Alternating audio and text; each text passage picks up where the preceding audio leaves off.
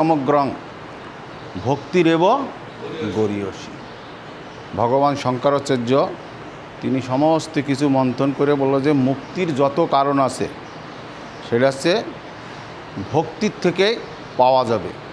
ভক্তির মধ্যে বহু বিভাগ আছে, বৈধ ভক্তি, রাগানুগা ভক্তি, রাগাত্মিকা ভক্তি, কেবলা ভক্তি।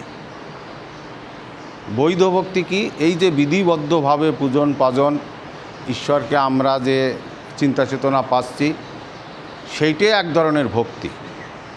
এতে মানুষকে এই বিধিবদ্ধ পূজন পাজনে মানুষকে বহুমুখী বহুগামী করে দেয়।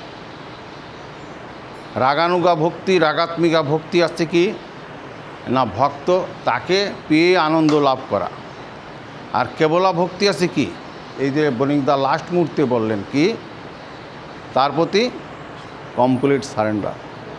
আমি শুধু তার এই যে সুখ দুঃখে লাভ অলাভে কোনো চিন্তা না, তার প্রতি যে কমপ্লিট সারেন্ডার হয়ে যাওয়া, সেইটাই আসছে কি একমাত্র কেবলা ভক্তি।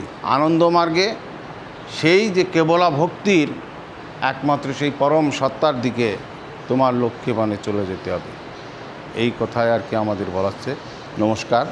যা হোক, দুলালদা একটু আগে বললেন যে আমাদের পরমারাধ্য গুরুদেব শ্রী শ্রী আনন্দমূর্তিজি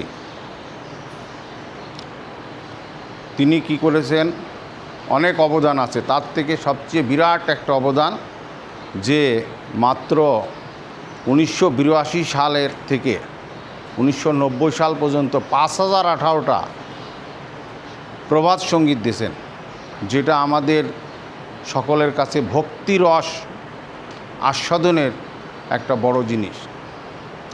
তো সেই প্রতি বৎসর 14ই সেপ্টেম্বর দিবস কিন্তু সবার সুবিধার জন্য আমরা পরের শুক্রবারটা নিই। সারা বাংলাদেশে প্রভাত সঙ্গীত সব জায়গা পালন হবে 14ই সেপ্টেম্বর, কিন্তু জাতীয়ভাবে আমরা এবার পালন করার সিদ্ধান্ত নিছি। বাংলাদেশ যে ঢাকেশ্বরী জাতীয় মন্দির, সেই মন্দিরে এবার আমাদের যা সুযোগ হয়েছে।